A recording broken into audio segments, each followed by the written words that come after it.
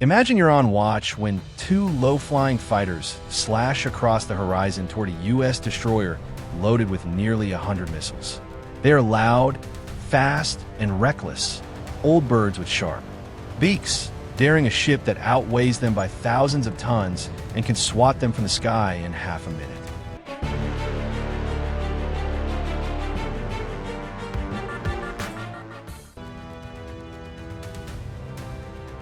That morning, the Caribbean was glass calm. The Arleigh Burke-class destroyer kept stationed in international waters, antennas humming, wake trailing like chalk. Then came the intruders, Venezuelan F-16s dropping to sea-skim height, banking hard and raking past the bow as if to measure the crew's nerves. Over VHF crackled a scripted challenge. Foreign warship, you are in Venezuelan airspace. Alter course now. Inside the Combat Information Center, the air felt cold and mathematical. Tracks painted bright on the Aegis scope. Identification tables snapped open. Weapons matrices bloomed with sterile options. SM-2, ESSM, CWS, electronic dazzlers. One spoken. Authorization could have turned the cockpit glass into glitter. It never came. Why hold fire when provoked so publicly? Because sometimes dominance speaks loudest when it whispers. Because the ship's mission was presence, not spectacle. This isn't just a splashy clip for social media. It's a living exam in deterrence theory, regional politics, and human judgment under pressure. Watch closely. Every loop those jets make, every decision the watch officer does not take, tells us who has leverage, who needs theater, and how fragile stability really is. Stay through the final minute. The real lesson of this encounter isn't about missiles. It's about discipline. And if this kind of breakdown helps you get the signal from the noise, comment your take. And subscribe. Another tense flyby may already be forming offshore. The Caribbean is marketed as postcards and cocktails, but for Washington, it's a moat, a launch pad, and a tripwire. 2 centuries ago, the Monroe Doctrine drew a blunt line. Outside powers. Stay out of the hemisphere. It wasn't poetry. It was perimeter defense dressed as diplomacy. Look at the chart. Those small islands guard approaches to the Gulf of Mexico, the Mississippi's export artery, and the Panama Canal's hinge between oceans. During the Cold War, the lesson turned radioactive. In 1962, a few freighters and a handful of launch sites in Cuba pushed the world to the brink. Ever since, U.S. planners have treated the basin like a pressure gauge. Watch it closely, act early, avoid surprises. That mindset never dissolved. Puerto Rico functions as an unsinkable airfield, with runways, ports, and radar nets that knit the region together in hours. The Florida littorals host Coast Guard interdiction and Navy training cycles. Farther south, Dutch, French, and British territories add aerodromes and listening posts. Thread those nodes on a line, and you get a deterrent lattice, not a single point of failure. Now, at Venezuela, blessed with oil and coastline, cursed by sanctions and political confrontation, Caracas often signals sovereignty with theater. Low passes, loud speeches, and televised intercepts play well at home and project defiance. Abroad, Cuba cheers, sympathetic capitals nod, and distant patrons, Moscow, Beijing, occasionally amplify the message to needle Washington without risking a showdown of their own. When you view the destroyer flyby through that lens, it stops being a random buzz and becomes a predictable beat in a long rhythm. The jets are props, the sea is stage, the radio call a script written for multiple audiences, domestic supporters, regional rivals, and global spectators who still remember the missile crisis as a parable about proximity. My take is simple. Geography keeps writing the same story. With new casts, whoever sits astride these sea lanes holds leverage over trade, markets, response time, and narrative tempo. That's why the U.S. Navy shows up. That's why Venezuelan pilots roar low. And that's why a 10-minute dance near a gray hull can echo for months in cabinet rooms far from spray. Everywhere, early afternoon, low swell, visibility forever. The destroyer plows at 15 knots, conducting routine surface picture compilation. Contacts plotted, comms checks done, nothing dramatic. Then the plot blooms. Two fast movers pop up on radar at medium range, speed climbing, altitude falling. Lookouts call eyes on. Pair of F-16s low, southwest, closing. Bridge and CIC slide into. Practice choreography. Helm holds course. Engines answer steady. In the dark room, the air team tags, tracks, assigns numbers, updates, IFF returns. Fire control selects engagement profiles, but keeps. Safety's hard. The ship's speakers stay quiet. Only headsets buzz with clip confirmations. On VHF, a flat voice declares the ship is inside Venezuelan airspace. A line that makes little sense at sea but serves the broadcast. The jets slash ahead of the bow, brake left, and arc down the wake, dumping flares that sparkle like magnesium hail. Pilots love theater, sensors don't. Aegis doesn't blink. The system projects outcomes in microseconds. At this range, a single ESSM ripple, supported by CIWS, would solve the problem set. But the commander's intent tonight is steadiness, not scoring. From a flight deck, a petty officer watches heat mirages dance above the engines and jots times in a log. In combat, the tactical action officer keeps layer upon layer. Ready, soft kill, hard kill, maneuver, yet withholds all of them. He knows provocation thrives on overreaction.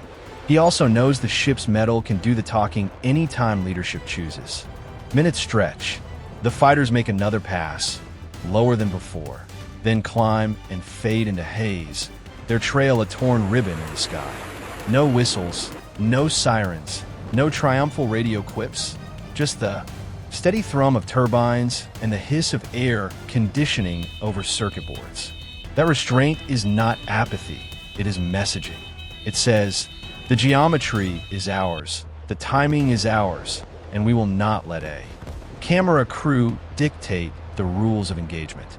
To outsiders, the scene looked like two jets bullying a behemoth. Inside the lifelines, it felt like adults ignoring taunts on a playground because they can't see the principle, the fence, and the street beyond. If you strip away the noise, what remains is procedure. Detect, classify, deter, de-escalate. It's unglamorous, borderline boring, and precisely the point of a deterrent navy at peacetime. There's a backstory riding on those jet intakes. In the mid-1980s, Venezuela bought 24 F-16A divided by B Fighting Falcons, a prestige purchase that vaulted its air force into the regional top tier. The Falcon was a revelation then, light, agile, with a radar that let pilots see first and shoot first, and a cockpit that wrapped around them like a glove. Time, sanctions, and politics erode. Machines, spare parts became harder to source. Modernization packages lagged. Airframes aged. Depending on the year and the analyst, you'll hear that perhaps half the fleet can fly on a good week, fewer on a bad month. Pilots still train, still salute the flag, still gun the throttle. Yet they do so with systems whose baseline was set before GPS was standard and before digital ASA arrays. Revolver combat. Weapons tell the same tale. Where first-line fighters now sling beyond visual range missiles cued by sensor fusion and off-bore sight helmets, Caracas often relies on short-range dogfight missiles and legacy munitions. That forces tactics that shrink the geometry, low, close, dramatic. Not because they are optimal, but because they're feasible with what remains on the rack. None of that diminishes the courage of the crews. A nation keeps symbols aloft for reasons that transcend manuals. Iran flies Tomcats older than many of their pilots. Other countries nurse mirages and phantoms as if they were heirlooms. The machine becomes a banner. The sortie becomes a sermon. We are still here. We still have wings. So when two Falcons carve contrails around a U.S. destroyer, we should read the act like political calligraphy written in jet exhaust. Militarily, the calculus is unforgiving. One alert ship backed by theater assets would outrange, outsense, and outshoot them across every phase of a fight. Politically, the image is powerful at home and useful abroad. Defiance packaged in HD, replayable on the evening news. That duality, thin warfighting, margin, thick symbolic value, explains the choreography we watched. It also explains why the passes were low, why the flares were bright, and why the radio script sounded absolute. When capability, narrow, spectacle expand, and spectacle for a few minutes can feel like leverage even as the real leverage resides in magazines, budgets, maintenance logs, and logistics chains the public never quietly sees. That's the truth of aging fleets. The camera loves them, and geopolitics turns each into instruments of influence. Power in this theater is not symmetrical. It is layered like armor. Start with the destroyer itself. Arleigh Burke class hulls displace about 9,000 tons, hide a forest of antennas, and carry 96 vertical launch cells. Those cells are a menu: area defense missiles, point defense missiles, land attack cruise missiles, anti-submarine rockets. Mix to taste, reload and port. Repeat. One ship can defend itself, cover others, and reach ashore. But war at sea is a team sport.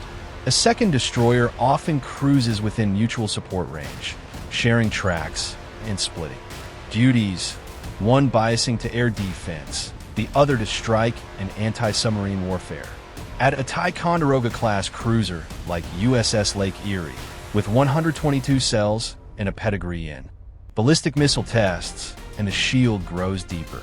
The formation becomes less a trio of ships and more a moving, overlapping web. Below that web lurk boats that don't wave flags. Nuclear-powered attack submarines prowl quietly, hear far, and can disgorge torpedoes or tomahawks without showing a wake. They're the uncertainty tax any opponent must pay. You plan for the submarine you can't find. Over the horizon, maritime patrol aircraft paint the sea with sonobuoys and radar. High overhead, satellites whisper targeting data into the fleet's combat networks. On nearby shores, Air Force tankers and fighters expand patrol time and reach. And then there is the vertical enforcer, the amphibious-ready group, a compact storm front of gray hulls carry. Marines. Picture an amphibious assault ship such as USS Bataan. It looks like a small carrier because it is one in all but name. Able to launch F-35B short takeoff / vertical landing jets, helicopters, and tilt rotor aircraft. Beside her, San Antonio-class transport docks haul Marines, vehicles, and landing craft. Together with a Marine Expeditionary Unit, they form a flexible fist. Disaster relief one day, raid force the next, deterrent presence every day. What does that mean for a confrontation like a two-jet buzz? It means the ship under the camera's lens is only the surface of the iceberg. Intelligence feeds, theater air power, silent submarines, and ready Marines change every calculation. You can't see them in a viral clip, but commanders feel them in every option. Briefed and every option withheld. Layered power also lives in command and control. Aegis combat systems fuse tracks from escorts and aircraft over Link 16, pushing a common picture to every console. Logistics is another weapon. Oilers, tenders, and forward depots keep magazines and fuel topped off. Even the Coast Guard slots into the mosaic with law enforcement cutters to free high-end. Ships for deterrence, always ready. So why risk it if the military math is brutal? Because audiences matter. In Caracas, images of falcons skimming a gray hull frame a story bigger than aerodynamics. Sovereignty under pressure, courage under sanction, patriotism with afterburners. A 10-minute pass becomes a montage on state TV, proof that the flag still flies. At the same time, restraint is a message of its own. By letting the jets rage and the cameras roll without flinching, the destroyer projects a cooler story. Rules, professionalism, and an aversion to giving an adversary the incident they crave. The Pentagon then underlines the theme with language unsafe, provocative, and adjustments that don't need press releases to be real. Alert aircraft in Puerto Rico, a presence patrol here. An exercise repurposed there. Neighbors read the footage through their own filters. Cuba applauds defiance. Sympathetic capitals nod at any poke in Washington's ribs. Colombia and Brazil way. stability first. Shipping insurers check premiums. Diplomats glance at calendars and wonder which summit will inherit the fallout. Farther away, Russia and China amplify the optics because they cost little and needle much. What fascinates me is how the same tape spawns opposite narratives. For Venezuela, David waved his sling at Goliath and walked home intact. For the US, Goliath yawned because the arena wasn't worth a swing. Both stories are technically true within their chosen frames, and both travel quickly in an attention economy that rewards spectacle over context. Strip away the slogans, and we return to fundamentals. Deterrence works when the stronger side leaves no doubt about outcomes, yet avoids handing the weaker side a martyr reel. Domestic legitimacy grows when leaders can point to motion and noise, even if capability is thin. The encounter, to my eye, delivered both outcomes simultaneously. There's also a legal theater nested inside the spectacle. Broadcast claims about airspace and territorial waters blur on purpose. They seed confusion for viewers and create a pretext to rally supporters. Conversely, releases from maritime authorities and allied statements about freedom of navigation build paper trail to anchor the narrative. In between sit algorithms. The clip trends, commentators react, and the facts must swim. Upstream against captions and clips optimized for outrage. What sticks with me isn't the roar of afterburners, but the silence that followed. The most decisive act in that exchange was the decision not to escalate. In strategy terms, that's deterrence. Discipline, the stronger side refusing to trade short-term catharsis for long-term risk. Yes, the destroyer had answers, kinetic, electronic, and maneuvering, and any of them would have ended the provocation quickly. But the crew also had a broader assignment. Uphold navigation rights, avoid incidents, and keep powder dry for moments that actually matter. You don't burn credibility on theatrics you didn't script. We see echoes elsewhere. In the South China Sea, pilots log close passes with cameras rolling. In the Baltic, ships shadow each other inside narrow seas. In the Gulf, speedboats test rules with sudden swerves. The pattern rewards impulse. The antidote is institutional calm backed by options. That sounds dull until you imagine the alternative. One misread, altitude, one broken translation, one young officer trying to impress a lens. And the headlines become casualties, not clickbait. The paradox of modern power is that self-control generates less footage, but more security. So the takeaway I'd share with you is personal as well as analytical. Strength that needs applause is fragile. Strength that tolerates boredom is durable. The destroyer's steady wake, the unspent missiles, the log entries no one will read. Those are not signs of timidity. They are proof that people in uniform understand the gravity of launching, something that cannot be called back. If that resonates, add your voice below. Would you have handled the flyby differently? Should the response have been sharper, or was the cool head the only sane choice? I read every perspective, and your lens helps refine mine. Either way, remember this. Stability is not an accident. It is a daily practice. It looks like patience, sounds like professionalism, and feels to the impatient like restraint for its own sake. In reality, it buys the one resource strategy always craves, time to choose rather than time to regret. Behind that calm sits doctrine, clear rules of engagement, pre-planned responses, and a chain of command that prioritizes proportionality. Sailors rehearse these scripts in simulators and on midnight watches so that the real thing feels eerily routine. Routine is not apathy. It's how you keep a bad minute from becoming a bad decade. That's real power, and it travels quietly.